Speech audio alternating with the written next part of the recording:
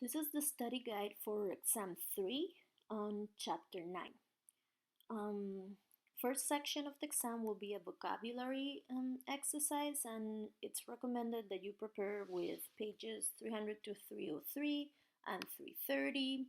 This new exercise in this new chapter talks about las fiestas y las relaciones sociales. Miren, a wedding, una boda. So in the contexto section, you have all the vocabulary. El beso. Por ejemplo. And then you have several exercises in which you will use these exercises to prepare for the exam.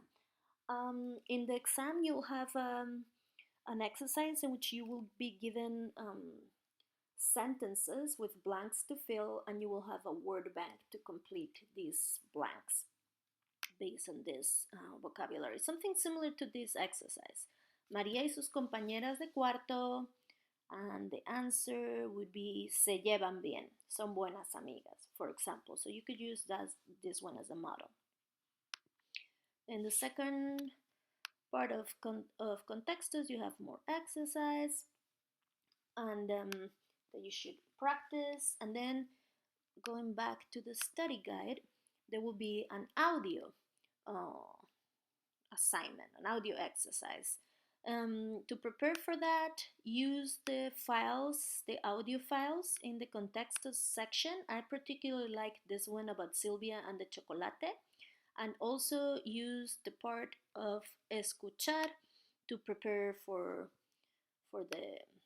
the audio section, and of course the cierto o falso comprehension exercise that goes with that audio file. After that, you'll have the grammar exercises, and let me check the grammar in the book. So in this section of the book, in this chapter, you have preterite tenses that are actually conjugated with irregular forms. So you should practice those. Here are some examples of them. See? These all are the irregular preterites. And I will review this exercise, for example, because you will have something similar to this in the test. What else? Verbs that change meaning in the preterite. Unfortunately, there's some verbs that when they're used in the preterite, they change a little bit in meaning in relation with the present. So review that. ¿Qué and cuál is something that you will find in the exam on other interrogative questions and phrases. Review those, and you will probably have an exercise similar to this one. You'll have a blank, and I think it's a multiple choice one, the one you have, and then a sentence in which you will need to add the right interrogatory word. Pronouns after prepositions are not easy, but they will be asked in the exam. So spend some time reviewing this, understanding them, and studying them. And then you will have an exercise, something maybe similar to this, in which you will have to complete the blanks of a little paragraph. After the palabras interrogativas, that covers the grammar, the structure part of the book.